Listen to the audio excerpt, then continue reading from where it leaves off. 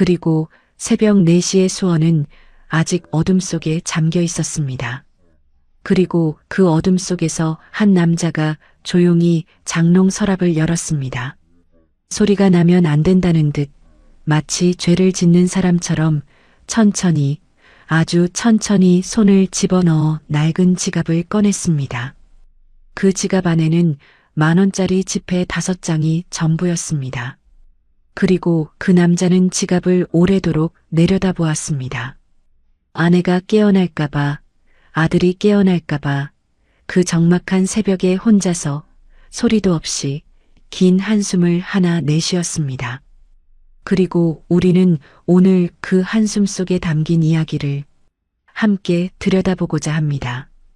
평생을 일했는데 왜 가난한지, 31년을 버텼는데 왜 이렇게 아슬아슬한지, 도대체 이 나라에서 늙는다는 것이 무엇인지에 대한 이야기입니다.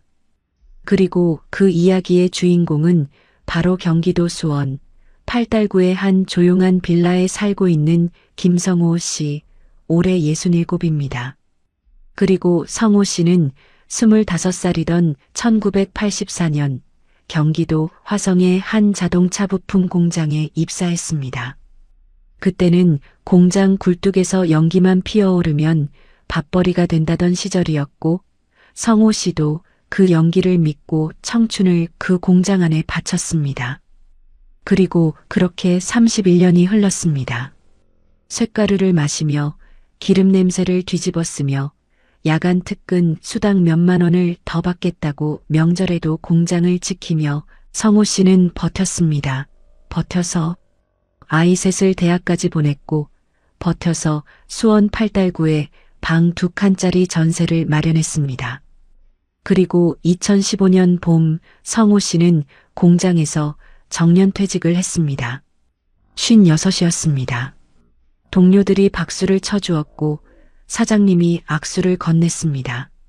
31년 근속 감사패를 손에 쥐고 공장 문을 나서던 그날 성호 씨는 왜인지 눈물이 날 것 같았지만 꾹 참았다고 했습니다. 남자는 울면 안 된다고 배운 세대였으니까요. 그리고 퇴직금이 나왔습니다.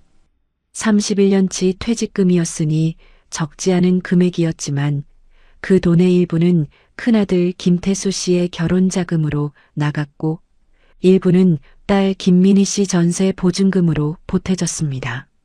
막내 김태호도 서울에서 자취를 시작하면서 얼마간 손을 내밀었고 성호 씨는 외면할 수가 없었습니다.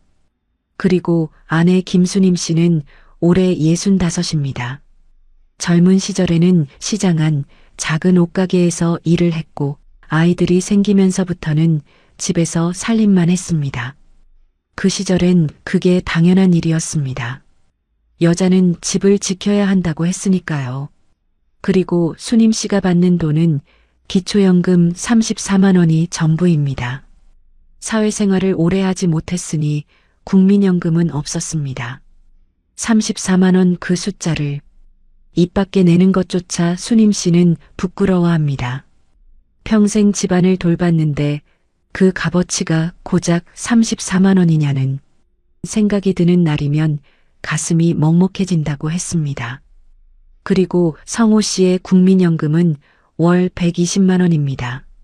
31년을 꼬박 납부했으니 또래에 비하면 그나마 많은 편이라고 했지만 막상 통장에 찍히는 120만 원을 볼 때마다 가슴이 내려앉는다고 합니다.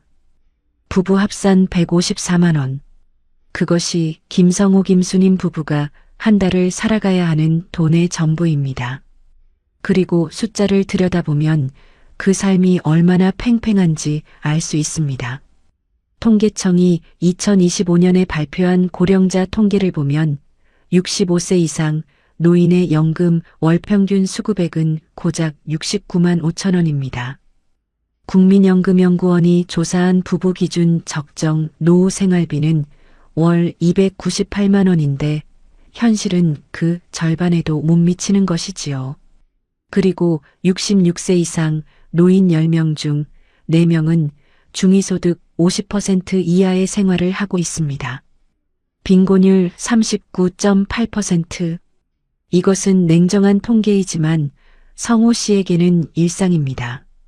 그리고 올해 초부터 성호 씨의 집에는 한 사람이 더 늘었습니다. 그리고 큰아들 태수 씨, 올해 39입니다. 결혼한 지 8년 만에 이혼을 했습니다. 아이는 없었습니다. 살던 아파트는 전세 계약이 끝나면서 나와야 했고 새 보증금을 마련할 여유도 없었습니다. 결국 태수 씨는 아버지에게 전화를 했고 성호 씨는 잠깐이라고 생각하며 아들의 짐을 받아들였습니다. 그리고 방 2칸짜리 빌라에 세 사람이 살게 되었습니다. 작은 방에는 태수 씨, 큰 방에는 부부가 함께 씁니다.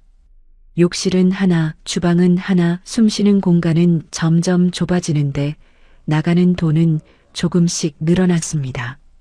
그리고 딸 김민희 씨는 서울에서 남편과 아이 둘을 키우며 살고 있습니다. 명절에는 내려오지만 평소에는 바빠서 연락이 뜸합니다. 막내 김태호도 서울에서 회사를 다니고 있는데 월세와 생활비에 치여서 부모님 용돈을 따로 드릴 여유가 없다고 했습니다. 그리고 성호 씨는 그것을 탓하지 않습니다. 자식들도 다 어렵게 살고 있다는 걸 알고 있으니까요. 하지만 가끔은 그 긴 밤이, 그 조용한 빌라의 새벽이 너무 외롭다고 했습니다. 그리고 어느 수요일 오후 성호 씨는 수원 시내 노인 일자리 센터 앞에 서 있었습니다. 그리고 그 앞에는 성호 씨처럼 머리가 희끗희끗한 어르신들이 줄을 서 있었습니다. 환경 미화 보조, 급식 도우미, 주차 안내원. 월 27만 원짜리 공공근로 일자리였습니다. 정부가 65세 이상 어르신들에게 제공하는 노인 일자리 사업 자리였는데 이미 대기 인원이 70명이 넘는다고 했습니다. 그리고 성호 씨는 빈 서류를 손에 쥔 채 그 줄의 맨 뒤에 섰습니다.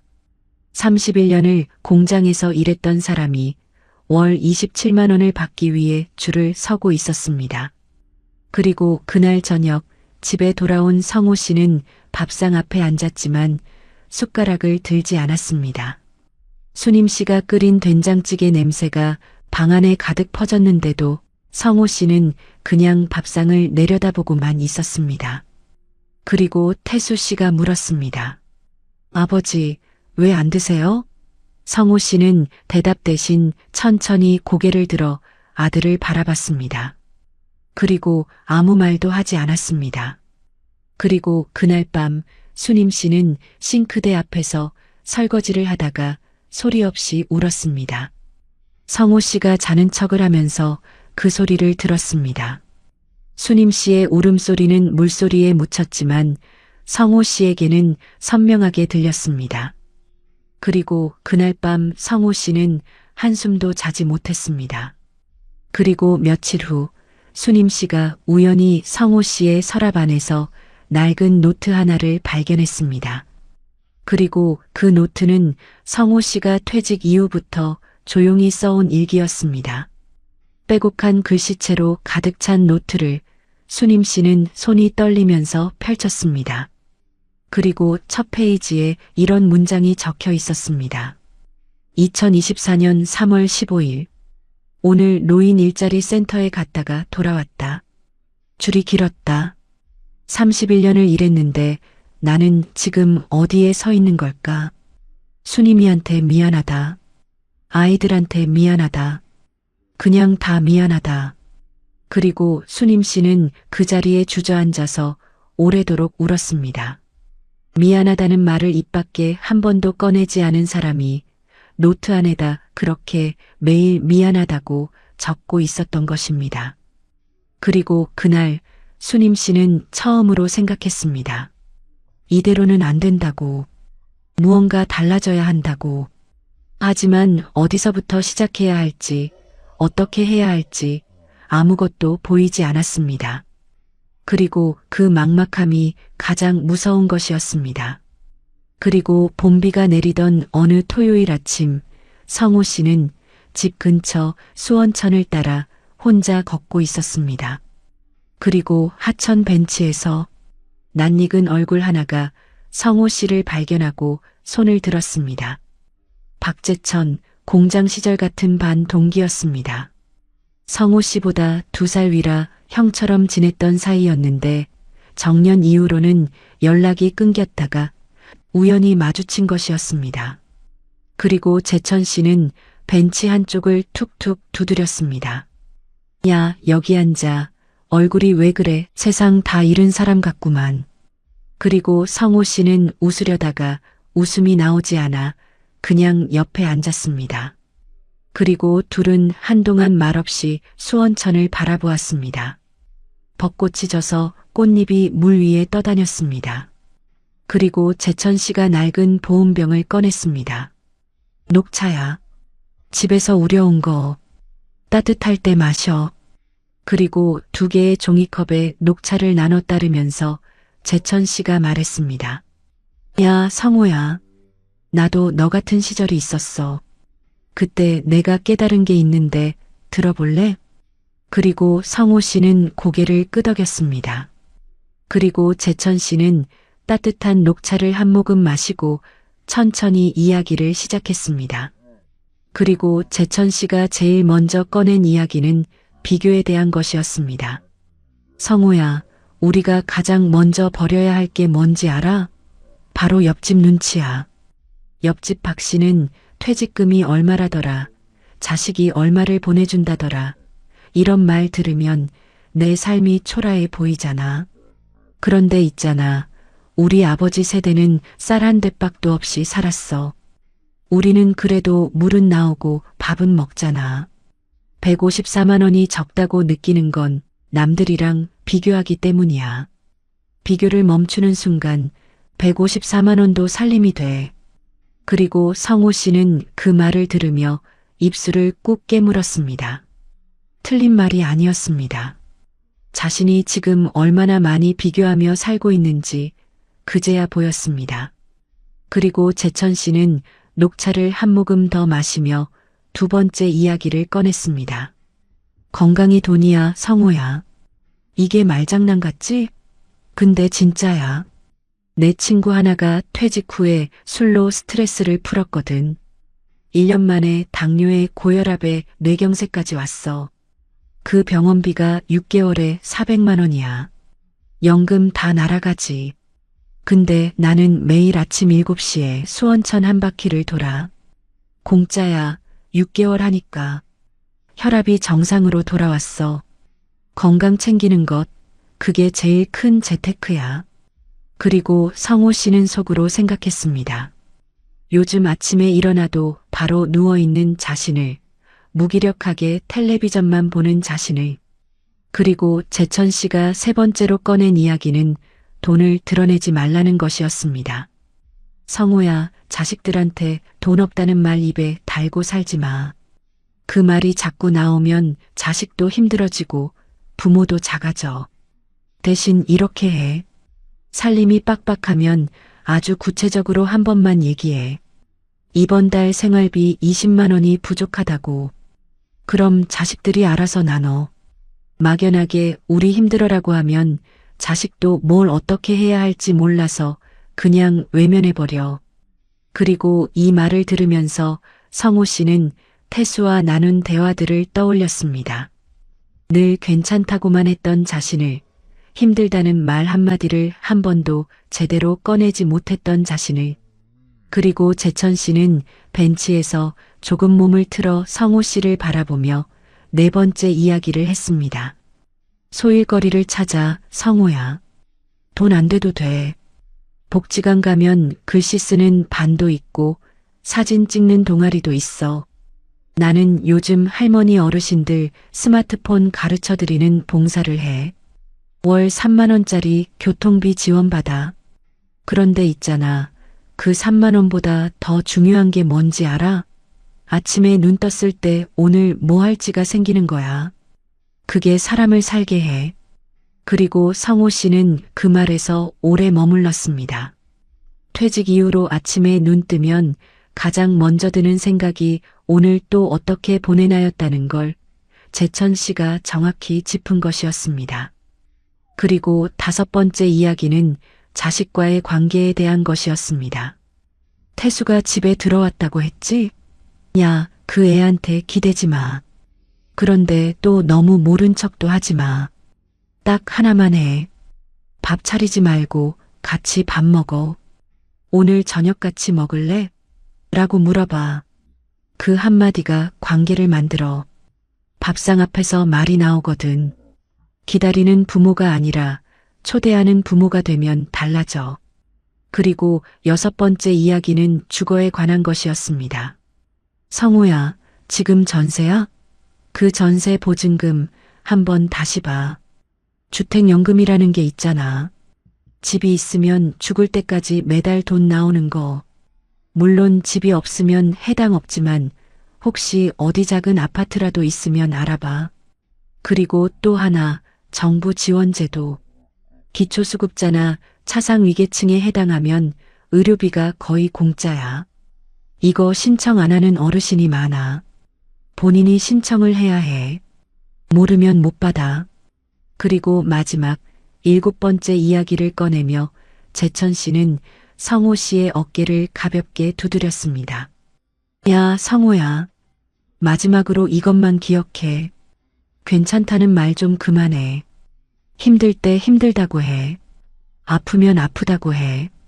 우리 세대 남자들이 제일 못하는 게 그거야. 다 참고 다 혼자 짊어지고 나중에 쓰러지잖아. 수님이한테, 태수한테 아니면 나한테라도 털어놔. 털어놓는 게 사람 살리는 거야.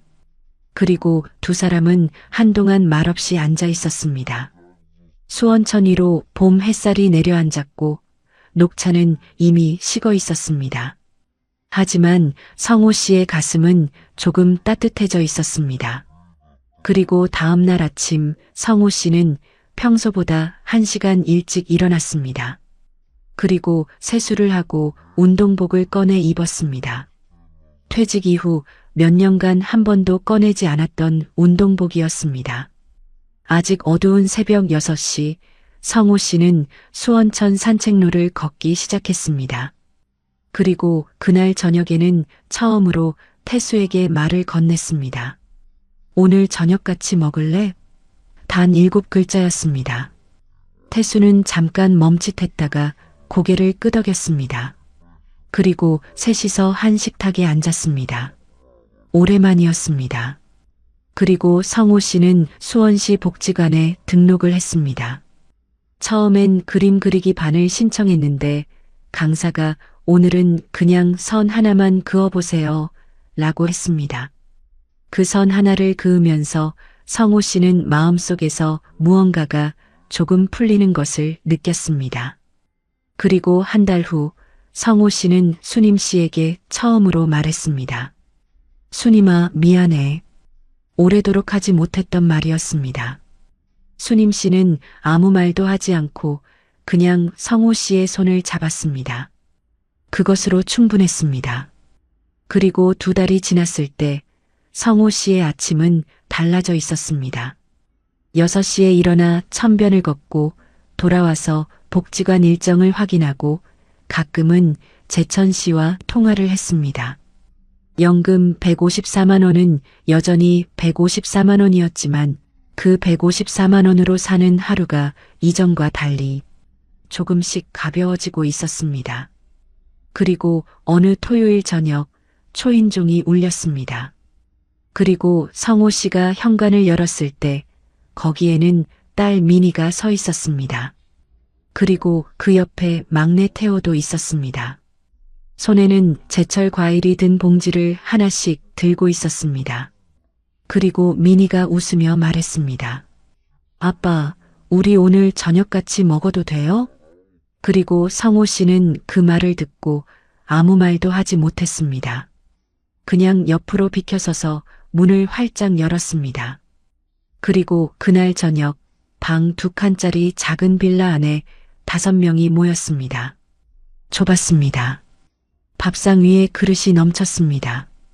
이야기 소리가 집안을 가득 채웠습니다. 그리고 수님 씨는 주방에서 국을 끓이다가 혼자 웃었습니다. 그리고 나중에 미니가 고백했습니다. 아빠가 요즘 달라졌다는 걸 태수 오빠한테 들었어요. 아침마다 운동 나간다고, 복지관에서 그림을 그린다고. 그 얘기 듣고 나서 우리가 먼저 전화를 해야 할 것 같았어요. 그리고 성호 씨는 그날 밤 일기에 이렇게 썼습니다. 2024년 5월. 오늘 다 모였다. 154만 원으로는 부족하지만 오늘 이 저녁만큼은 부족하지 않았다. 그리고 지금 이 영상을 들으시는 여러분께 조용히 말씀드리고 싶습니다. 그리고 혹시 지금 성호 씨와 비슷한 자리에 계신가요? 평생을 일했는데 손에 남은 게 너무 적다는 생각, 자식들한테 짐이 되는 것 같다는 느낌, 아침에 눈을 떴을 때 오늘 하루를 어떻게 보낼지 막막한 그 기분. 그렇다면 이 이야기가 여러분을 위해 만들어진 것입니다. 그리고 통계는 냉정합니다. 노인 10명 중 4명이 빈곤하고 연금 평균은 69만 5천 원이며 부부가 살기에 적정한 생활비의 절반에도 못 미칩니다. 이 숫자들 앞에서 개인이 할 수 있는 것이 얼마나 작게 느껴지는지 저도 압니다. 그리고 하지만 성호 씨가 보여준 것은 이것입니다. 숫자는 바꿀 수 없어도 하루를 보내는 방식은 바꿀 수 있다는 것. 연금이 늘어나지 않아도 아침에 일어나서 산책을 나서고 밥상에 자식을 초대하고 오래 참아왔던 미안하다는 말을 꺼내는 일, 그것은 우리가 할 수 있습니다. 그리고 여러분, 오늘 딱 한 가지만 해보시겠습니까? 오늘 저녁 자식에게 전화 한 통 하세요. 잘 지내냐고, 밥은 먹었냐고. 그것으로 충분합니다. 그 한 통의 전화가 멀어진 마음 사이에 다리를 놓습니다. 그리고 마지막으로 이 말씀을 드리고 싶습니다. 그리고 평생을 일해온 당신의 삶은 그 어떤 숫자로도 다 표현할 수 없을 만큼 귀하고 값진 것입니다. 연금 통장 잔액이 당신의 가치가 아닙니다. 31년의 땀이, 아이들을 키운 밥상이, 그 긴 세월의 하루하루가 당신의 가치입니다. 그리고 오늘도 어디선가 새벽을 맞이하고 계신 모든 어르신들께 진심으로 감사드리고 존경을 드립니다. 이 영상이 여러분의 마음속에 따뜻한 위로가 되길 바랍니다.